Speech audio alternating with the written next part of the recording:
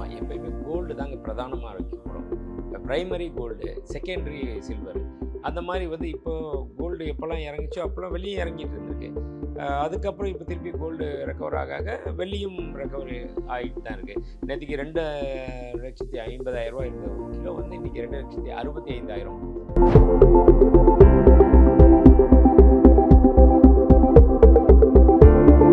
15,000 ஒரே நாளில் ஏறி இருக்கு.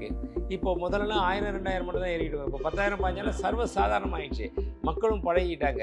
அதனால் இனி கோல்டு ஏறிச்சுன்னா வெள்ளியும் திரும்பியும் பழைய ரேட்டுக்கு ஒரு 3,00,000 தாண்டுன்றது கூடிய சீக்கிரமே வந்து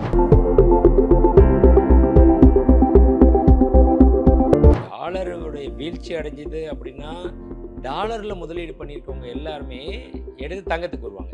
அப்போ தங்கத்தின் விலை உயரும். இன்னொரு பக்கத்தில் பார்த்தீங்கன்னா டாலருடைய மதிப்பு 94லேருந்து 50 ரூபா ஆயிடுச்சு, ஒரு 48 ரூபா ஆயிடுச்சு அப்படின்னா நாம் 48 ரூபா கொடுத்தா போதும், மதிப்பில் வர்றப்போ குறைஞ்சிரும். அப்படி அந்த மாதிரி வர்றப்போ நாம் வாங்கக்கூடிய ப்ரைஸ் குறையும். ஆனால் இன்டர்நேஷ்னல் மார்க்கெட்டில் அந்த டாலரில் முதலீடு பண்ணுறவன் எல்லாமே தங்கத்தில் முதலீடு பண்ணுவான். அப்போ அதனுடைய ப்ரைஸ் அந்த மாதிரி 2 பக்கமும் நடக்கும். Arabian garden sea food restaurant, where taste meets elegance. Summer வந்தாச்சு. What's your plan for this holiday? எங்க கிட்ட விட்டுருங்க, நாங்க பாத்துக்கிறோம். VGT Holidays. GT Holidays, South India's #1 travel brand. i5 housing and properties தேடுத விடுங்க, தேர்வு செய்யலாம் வாங்க. கால் 9962557557. இல்லை சார், ஆக்சுவலாக ரேட்டை பொறுத்த வரைக்கும் இன்னைக்கு ஒரு நொடிக்கு ஒரு ரேட் வந்துடுச்சு. இப்போ ஷேர் மார்க்கெட் எப்படி பார்த்துக்கிட்டே இருக்கீங்க, விலை ஏறுது, திடீர்னு பார்த்தா பாசிட்டிவ் சைன் இருக்கும், கிடுக்கிடு விலை ஏறும். மார்க்கெட் முடியும் போது பார்த்தீங்கன்னா கிடுக்கிடு ஏன்டா குறைஞ்சதுன்னு தெரியவே தெரியாது. என்ன பர்ஃபார்மன்ஸ் அதுக்குள்ளே வந்திருக்கும், நியூஸ் வந்திருக்குன்னு தெரியாது, ஆனால் இறங்கியிருக்கும். அது மாதிரி தான் இந்த கோல்டுமே பார்த்திங்கன்னா அது. பட் அதை வந்து நம்ம அசோசியேஷன் அதை வந்து ஒரு ஸ்ட்ரீம்லைன் பண்ணி இது 2 முறை அப்படின்ற மாதிரி அறிவிச்சு. ஏன்னா ஒவ்வொரு 5 நிமிஷத்துக்கு ஒரு ரேட்டு கொடுத்தா ரேட்டை தான் பார்த்துட்டு இருக்கணும், வியாபாரத்தை பார்க்க முடியாது. கஸ்டமருக்கு ரொம்ப இதாகிடும். வர்றாங்க உள்ளே, சார் நான் உள்ளே வர்றப்போ அந்த ரேட்டை பார்த்துட்டு தான் சார் வந்தேன், இல்லைங்க நாங்கள் வெளியே கூட போகல, அதுக்குள்ளே நீங்கள் ரேட்டை மாற்றிட்டீங்க அப்படின்ற மாதிரி ஒரு ஃபீல் பண்ணியிருக்கீங்களா? வரும். அது சில கஸ்டமர்ஸ் வந்துட்டு அவங்க மேலேயே தப்பு கிடையாது, சார் நான் வந்துட்டேன், என்னங்க இவ்வளோ திடீர்னு ஏற்றி வீட்டில் பார்க்கும்போது ஒரு ரேட் இருக்கும், வீட்டில் பார்க்கும்போது ஒரு ரேட்டாக இருந்தால் கூட ஒத்துப்பாங்க. இங்கே வந்து போர்டு ரேட்டை பார்ப்பாங்க, ஒரு ரேட் இருக்கும். எல்லாம் பில் ஃபைனல் பண்ணி பில் போடுறப்போ ஒரு ரேட் இருக்கும். அப்போ கேட்பாங்க. அப்போது நம்மளால் தவிர்க்க முடியாது. சரி, end of the day customer is our boss. என்ன, வாடிக்கையாளருடைய திருப்தி ரொம்ப முக்கியம். அது நம்ம கையை சுற்றுற வரைக்கும் பிரச்சனை கிடையாது, சுடாத வரைக்கும் பிரச்சனை கிடையாது. சுற்றுச்சு அப்படின்னா தான் அப்போ நம்ம சொல்லுவோம், இல்லைங்க பண்ண முடியாதுங்க, ஏன்னா இப்போ ரொம்ப வித்தியாசம் வந்துருச்சு அப்படின்னு. நம்மளால் அட்ஜஸ்ட் பண்ண முடியுன்றப்போ நம்ம அட்ஜஸ்ட் பண்ணி கொடுக்கலாம், தப்பு கிடையாது. நம்ம என்ன நஷ்டத்துக்காக கொடுக்க போகிறோம், நம்ம லாபத்தில் கொஞ்சம் குறைச்சி கொடுக்க போகிறோம், அவ்வளோதான். அதனால் ஒன்றும் விட்டு கொடுப்பவர் கெட்டு போவதில்லை, கெட்டு போகிறவர் விட்டு கொடுப்பதில்லை அப்படின்னா அதை மட்டும் தான் நாங்கள் நினச்சிப்போம். நினச்சிட்டு அதே கஸ்டமர்கிட்ட கொடுக்குறப்போ அவங்களுக்கு ஒரு திருப்தி வரும். சரி, இந்த வாட்டி நம்ம பண்ணிட்டார்ல, அடுத்த வாட்டி போகிறப்போ அவங்களே கூட பார்த்து ரொம்ப இது பார்கென் இல்லாமல் நம்ம மேலே நம்பிக்கை வந்து, சரி நமக்காக அவர் விட்டு கொடுத்தாருப்பா அப்படின்ற ஒரு எண்ணங்கள் வந்துடும்.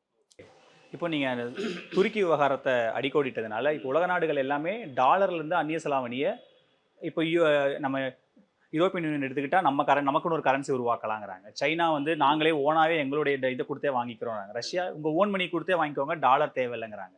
அப்போது நிறைய பேர் தங்கத்தை ரிசர்வ் பண்ணி வச்சுருக்கிற நாடுகள் தங்கத்தை வந்து நீங்கள் சேல் பண்ணிவிட்டு அதை வந்து டாலராக திரும்ப கன்வெர்ட் பண்ண வேண்டிய இடத்துக்கு தள்ளும்போது அப்போ இன்னும் விலை ஏறுறதுக்கு தானே வாய்ப்பு இருக்கும் சார்?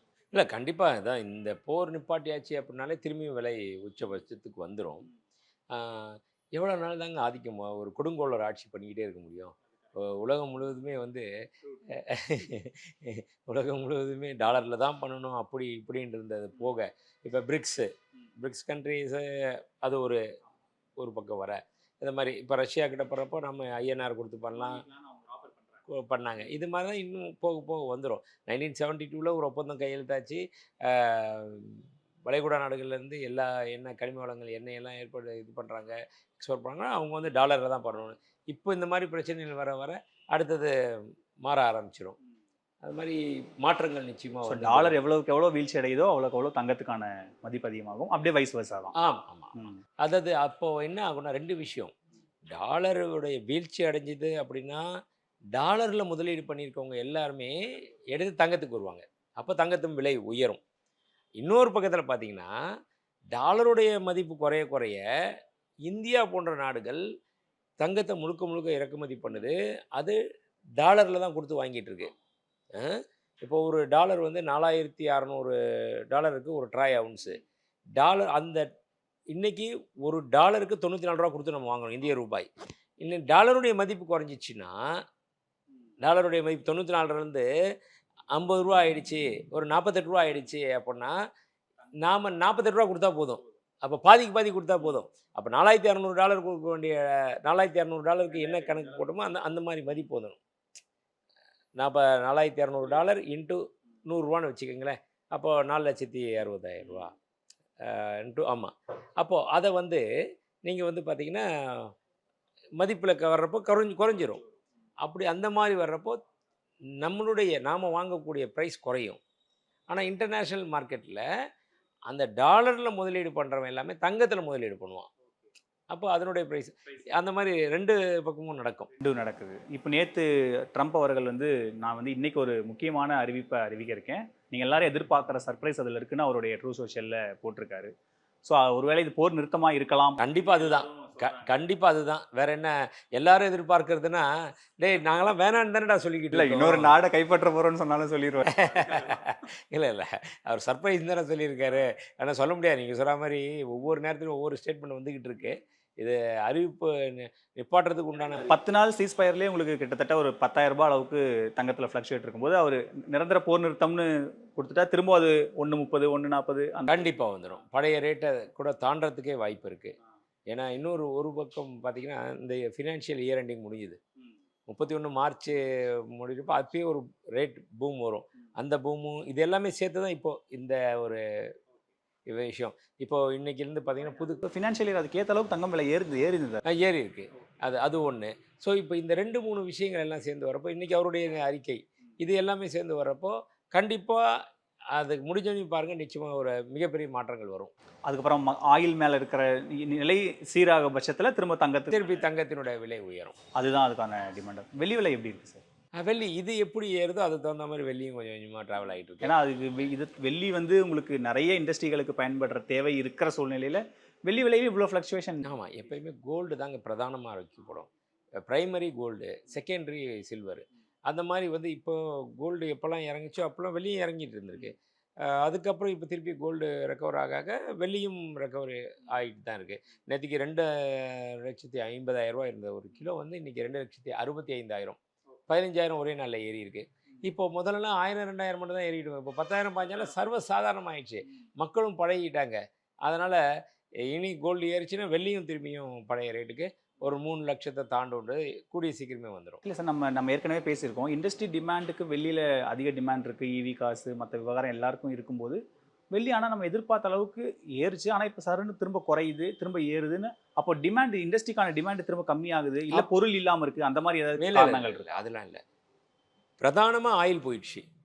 அதனால எல்லாருடைய கவனம் முழுக்க எரிபொருள் பக்கம் இருந்துச்சு. அது இல்லாமல் சமைக்க முடியாதுன்ற அளவுக்கு வந்துடுச்சு. இப்போ குக்கிராமம் முதற்கொண்டு எல்லாமே வந்து ஈரான் பிரச்சனைனால தான் எங்களுக்கு சமையல் வாயு எரிவாயு இல்லைன்றான். அந்தளவுக்கு வந்துடுச்சு. இல்லை அதனுடைய அங்கே அடித்தா இங்கே வலிக்க ஆரம்பிச்சிருச்சு. அதை பொறுத்து தான் இருக்குது. மெயின் பிரதானம் அதுக்கு தானே நம்ம ஃபஸ்ட்டு ப்ரியாரிட்டி கொடுப்போம். இப்போ பிரதமர் அவர் பார்லிமெண்ட்டில் பேசும்போது எல்லாத்துக்கும் ரெடியாக இருங்க அப்படின்ற ஒரு இடத்த மெசேஜ் பண்ணுறாரு. எல்லாரும் கணிக்கிறது என்னென்னா, இந்த தேர்தலுக்கு அப்புறம் ஒரு மிகப்பெரிய அனௌன்ஸ்மெண்ட் வரலாம். எரிபொருள்களுக்கான லாக்டவுனோ இல்லை ஒரு நீங்கள் சொல்கிற மாதிரி ஒரு எமர்ஜென்சியான சூழ்நிலைகள் கூட வரலாம்னு சொல்லும்போது, அது தங்கம் வியாபாரிகள் மக்கள் வந்து வாங்குறது, தங்கம் கொள்முதல் பண்ணுற உங்களுக்கு ஒரு பெரிய திரும்ப ஒரு நெருக்கடியான சூழ்நிலையாக இருக்கும்ல? இல்லைங்க, இப்போ நம்மளும் ஒரு இந்திய பிரஜை தானே. அப்படின்றப்போ என்னதான் நாங்கள் கோல்டை விற்றா கூட அடுத்தது இப்போது பிரதமரோட அறிவிப்பு வர்றப்போ ஒரு கலக்கம் ஏற்பட தானே செய்யும். சாமானிய மக்கள்லேருந்து நடுத்தர மக்கள்லேருந்து எல்லாத்துக்குமே வரும் அந்த மாதிரி. அப்போ நம்ம வியாபாரத்தை பார்க்க முடியாது. வியாபாரம் பேஸில் இருக்கிற எல்லா இண்டஸ்ட்ரிக்குமே ஒரு மிகப்பெரிய ஒரு சவாலாக தான் இருக்கும். அந்த மாதிரி அப்போ பிரதமரோட இந்த ஸ்டேட்மெண்ட் நீங்கள் அப்படி தான் அப்படி தான் அவங்க வந்து ஒரு முன்னெச்சரிக்கை நடவடிக்கையாக இப்போ சொல்ல ஆரம்பிச்சிட்டாங்க. இந்த ஒரு இது அதை நாம் வந்து கொஞ்சம் தயாராகிக்குங்க மனதளவில் அப்படின்ற மாதிரி தான் எடுத்துக்கணும். ஓகே சார், நன்றி சார், நேரத்தை செலவழிச்சதுக்கு நன்றி. Arabian garden sea food restaurant where taste meets elegance. Summer வந்தாச்சு. What's plan for this holiday? எங்க கிட்ட விட்டுருங்க, நாங்க பாத்துக்கிறோம். VGT Holidays. GT Holidays, South India's #1 travel brand. i5 housing and properties தேடுத விடுங்க, தேர்வு செய்யலாம் வாங்க. கால் 9962 557 557.